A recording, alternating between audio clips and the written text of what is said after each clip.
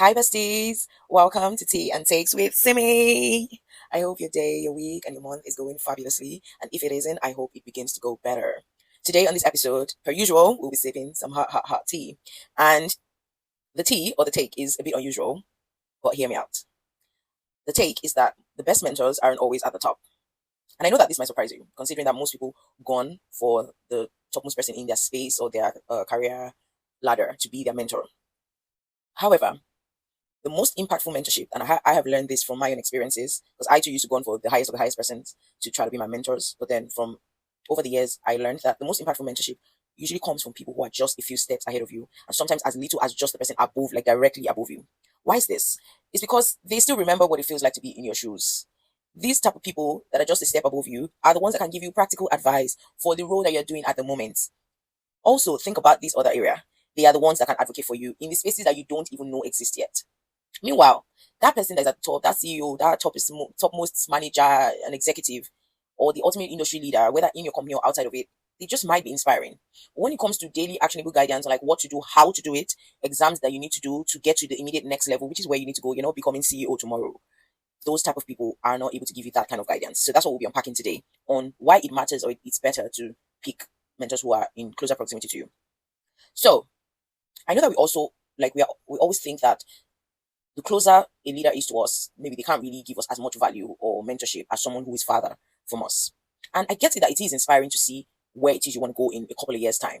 It does give you a vision and like sort of a long-term plan on where you want to be one day. But the thing is, someone that is 10 or 20 levels above you does not remember the details of the role you're doing now. It's so far away in their brain that you might as well be asking them of when they were in primary one. For example, if you made a CEO your mentor, they might tell you about like strategy, vision, long-term impact, and all the things that is their reality at the top where they are. But they can't, that type of person can't help you with figuring out like, oh, what do you do when when you want to create um maybe a model if you're in finance or something, or how to create your slides. The person might not have created a slides in 10 years. They have an assistant that does that for them and they have left that level. They might even not remember the Excel hacks that, will make you the star boy or girl in the level you are at the moment. So yeah, while their advice is valuable just for once in a while and for general guidance as to what to do in the long term, the day-to-day type of guidance you need to thrive in your role, they can't give it to you because your role in their mind is out of reach, it's out of touch, it's just too far away from their reality. So I think that the reasons why a mid-level or closer mentor will be better or will make it shine is number one, they still remember your struggle. And so because they remember your struggle, they also remember the hacks they used to survive at that stage you're in. That stage you're in is so close to their brain, it might have been just a year ago they were at your level. And so, managing deadlines, because when you're still maybe at a junior stage, you have a lot more like granular work to do, all at the same time that you still have to thrive at to be able to get to the next level. They remember hacks on how they manage deadline. If you have a junior colleague, they remember how to, and you're sort of doing more leadership, but like at a smaller scale. They remember how it is to manage, difficult colleagues. They will teach you how to prepare for things like evaluation, how to make yourself shine, what to write. Sometimes they might even literally have set out time and be able to sit with you to say, write it like this, say it like this. They can help you review your emails, tell you how to talk to your boss so that you look good. Also, they offer actionable guidance instead of a broad theory like what the higher level person will say to you. They will tell you in granular details. Like when I started picking people who were closer to me, I realized I was even able to ask them more actionable steps. Oh, I need an Excel hack. They can literally be like, let me see your screen, share your screen, and show me. Oh, press this, do equals to this. Like they show me how to. They showed me things like formulas that I did not know. There was no way that the topmost CEO person would have been explaining to me how to do those formulas. But it was those type of mentors that taught me. Also, they are more relatable.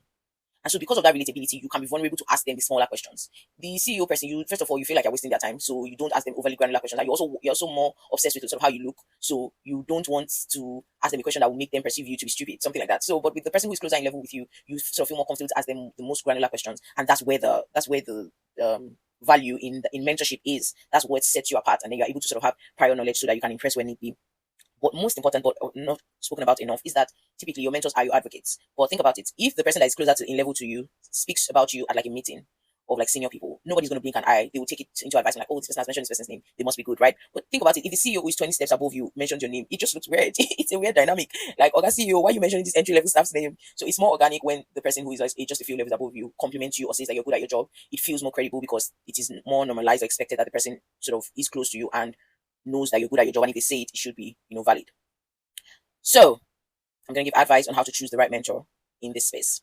I would say number one, seek chemistry, not just a title. So it's not enough to just be like, oh, boom, anybody who is around my level, I need to just pick the person and make them my mentor. No. If you already have someone who already admires you. You guys have like a good sort of hello hi type relationship already established. You can just sort of make that transform or transition into being a mentor in that way. Um, Also value diversity of mentors. I think that sometimes what traps people is the feeling that they need to have just one person as the person teaches them on like more technical subjects, on leadership, on softer skills, how to manage up, how to manage your team. It doesn't have to be the same person. You can just identify different people who have strengths in different areas and choose to ask them different questions. Like, oh please, whenever you have a question that's more technical, you go to person A that is just a couple of levels above you. When you have a question on leadership or how to manage up, you go to the next person who has more of a strength in that area. So just diversify your mentors, because since they're also giving granular advice, you don't want to over saturate one person where they then feel tired. Also, just notice who champions you naturally. So sometimes mentorship doesn't have to be formal. It doesn't have to be like it's like overly like, oh please be my mentor, let's have a time set aside for us to rest. It doesn't have to be that like deep or overly formal. If someone already champions you or speaks well about you, they already advocate for you, just sort of let it flow and be more intentional in that relationship with them. And before you know it, naturally they're already mentoring you. And to follow up with this or tying into this is the greatest one I'm going to say. Don't be overly obsessed with labels. Don't be overly obsessed with saying this person is my mentor, like so and so person is my mentor. Truth be told, those who have mentored me after I stopped obsessing over the higher level people, all the other people who have mentored me up to this stage in my career, I have never actually asked any one of them like so and so, please could you mentor me? No, I would just see, as the tips I've said above, once I see like, oh, there's a natural chemistry, I am friendly with them, I greet them, this thing, I will just start asking them questions when need be. I give them the regard, of course, I need to give them. I thank them when they advise me appropriately. I buy them, gifts every now and then because it is necessary. It's good to be thankful when people set out their time to help you.